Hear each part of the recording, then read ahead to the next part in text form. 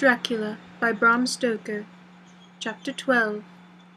Letter Mina Harker to Lucy Westenra, unopened by her, 18th of September, continued.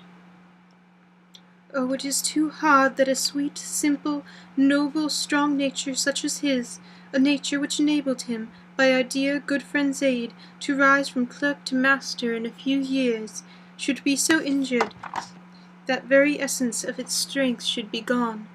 Forgive me, dear, if I worry you with my troubles in the midst of your own happiness. But, Lucy dear, I must tell someone, for the strain of keeping up a brave and cheerful appearance to Jonathan tries me, and I have no one here that I can confide in. I dread coming up to London, as we must do the day after tomorrow, for poor Mr. Hawkins left in his will that he was to be buried in the grave with his father. As there are no relations at all, Jonathan will have to be chief mourner. I shall try to run over to see you, dearest, if only for a few minutes. Forgive me for troubling you. With all blessings, your loving Mina Harker. Dr. Seward's Diary, 20th of September.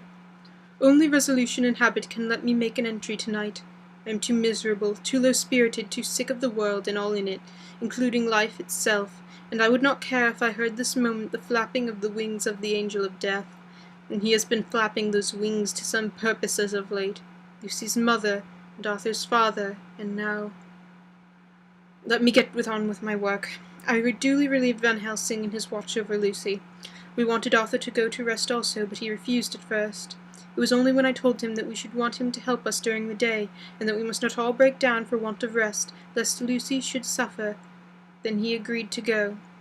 Van Helsing was very kind to him.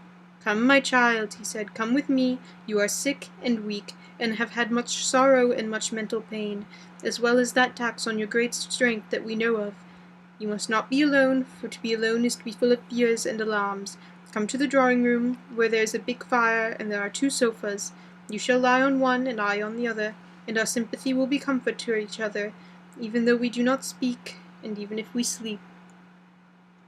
Arthur went off with him, casting back a long look on Lucy's face, which lay on her pillow, almost whiter than the lawn.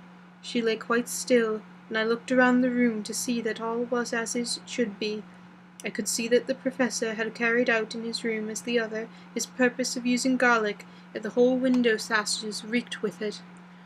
And around Lucy's neck, over the silk handkerchief which Van Helsing made her keep on, was a rough chaplet of some odorous flowers. Lucy was breathing somewhat stertorously, and her face was at its worst, for the open mouth showed the pale gums. Her teeth, in the dim, uncertain light, seemed longer and sharper than they had been in the morning. In particular, by some trick of the light, the canine teeth looked longer and sharper than the rest. I sat down by her, and presently she moved uneasily. At the same moment there came a sort of dull flapping or buffeting at the window. I went over to it softly, and peeped out by the corner of the blind. There was a full moonlight, and I could see that the noise was made by a great bat, which wheeled around, doubtless attracted by the light, although so dim, and every now and again struck the window with its wings.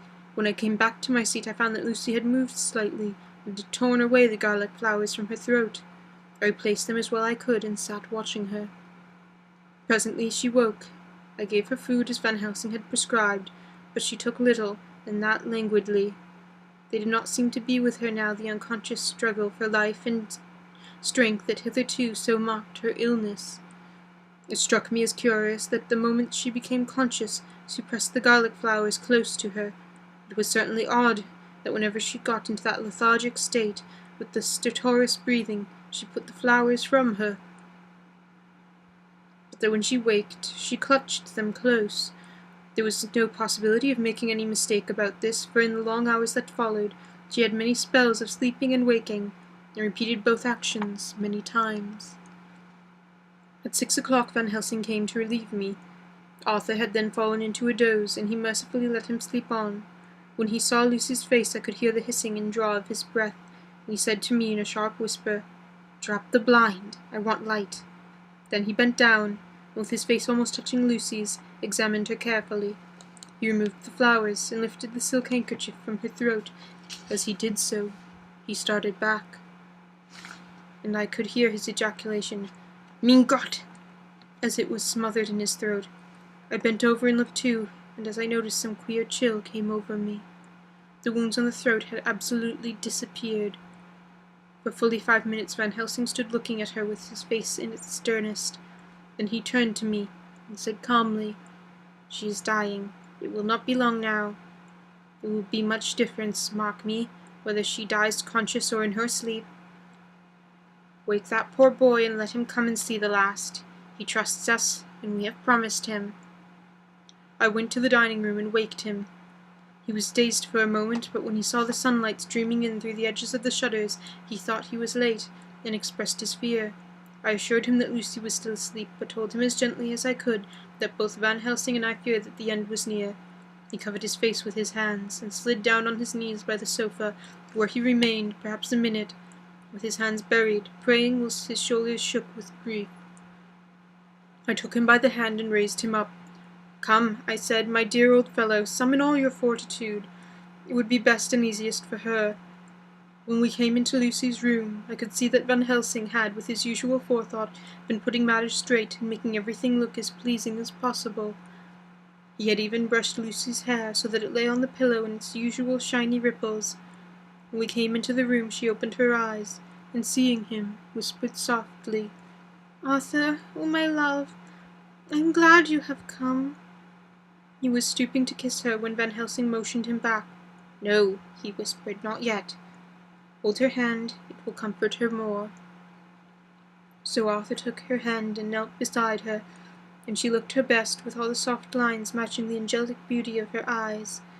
Then gradually her eyes closed, and she sank to sleep. For a little bit her breast heaved softly, and her breath came and went like a tired child's. And then, insensibly, there came the strange change which I noticed in the night. Her breathing grew stertorous, the mouth opened, and the pale gums, drawn back, made the teeth look longer and sharper than ever.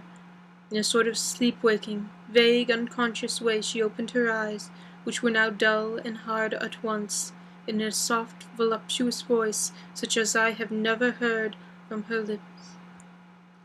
"Arthur, oh my love, I am so glad you have come. Kiss me." Arthur bent eagerly over to kiss her, but at that instant Van Helsing, who, like me, had been startled by her voice, swooped upon him, catching him by the neck with both hands, dragged him back with a fury of strength which I never thought he could have possessed, and actually hurled him almost across the room. "Not for your life," he said, "not for your living soul and hers." And he stood between them like a lion at bay.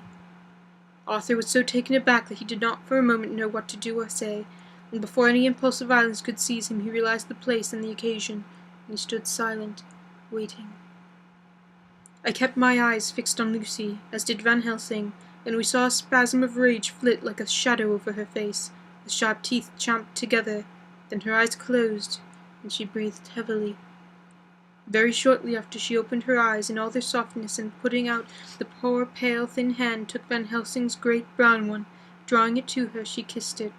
"My true friend," she said, in a faint voice, but with untellable pathos, "my true friend, and his.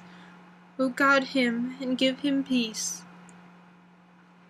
"I swear it," he said solemnly, kneeling beside her, and holding up his hand as one who registers an oath.